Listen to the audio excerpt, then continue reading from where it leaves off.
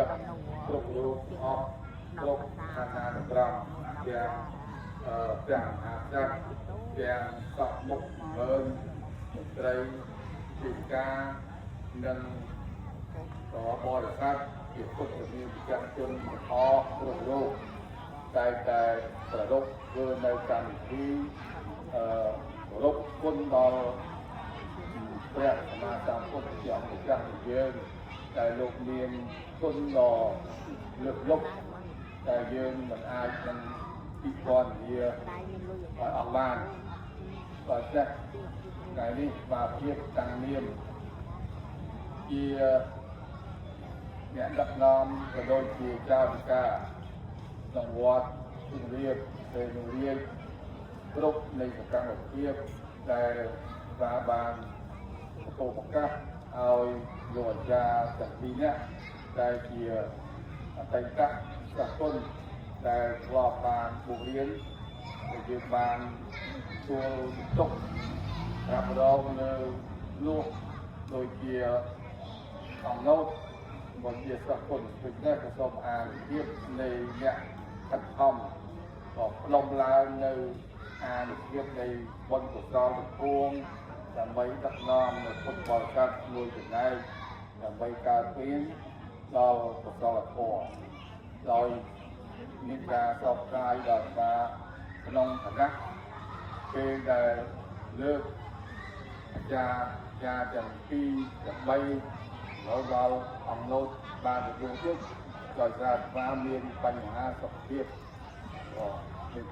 បញ្ហាសុខភាពរហូតដល់ពិបាកក្នុងការប្រើប្រាស់វិទ្យាពិបាកគិតពិបាកខ្វាយខ្វល់ពិបាកគិតពិបាកយល់គ្រប់បែបយ៉ាងដូច្នេះហើយបានជាគួរសោកស្ដាយបើសិនណាជាតិបាននៅមានកម្លាំង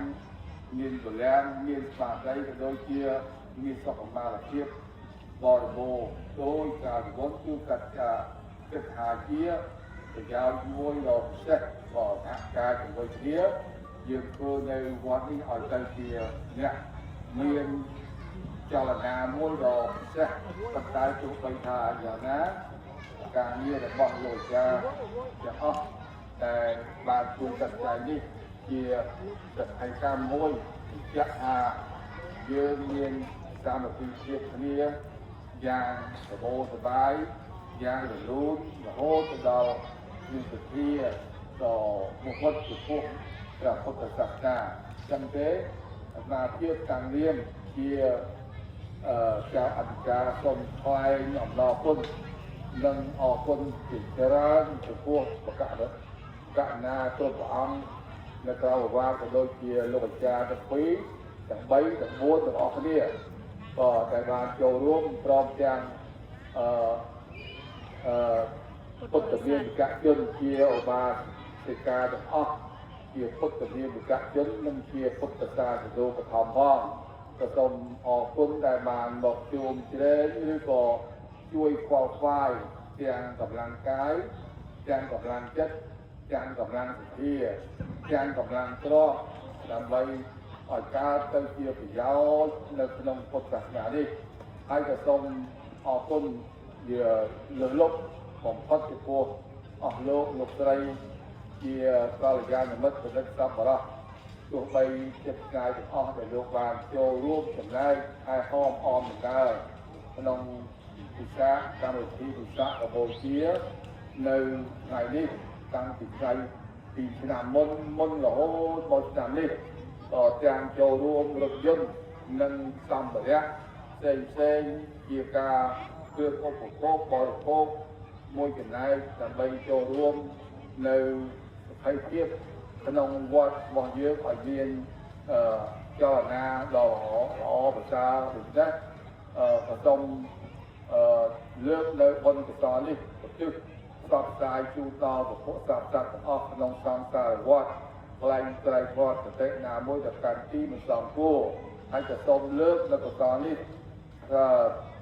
ឧទ្ទិសជូនប្រគេនដល់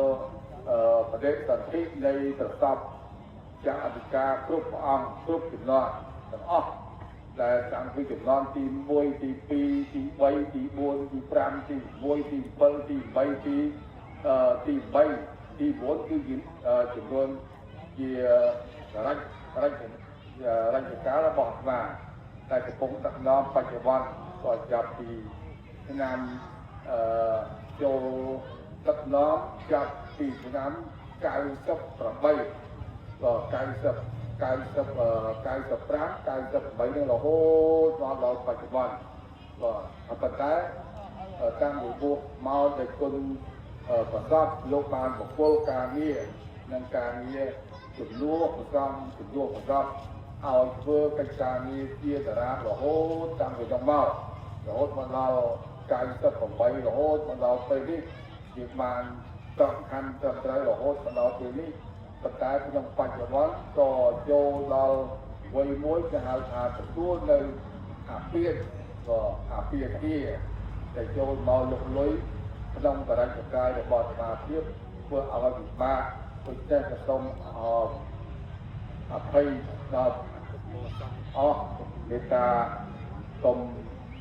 មានអ្វីដែលជាការដាក់ណាស់នៅសុភាពនៃទឹកចិត្តអធិស្ឋានរបស់សូមឲ្យមេត្តាអធិស្ឋានដល់អាត្មាហើយក៏សូមបុណ្យនេះចូលមានដល់ប្រសពគ្រប់ព្រះអង្គដូចជាប្រសពគ្រប់ព្រះអង្គគ្រប់អតីតកាលនិងពុទ្ធបរិស័ទនិងគណៈកម្មការលោកអាចារ្យទាំងអស់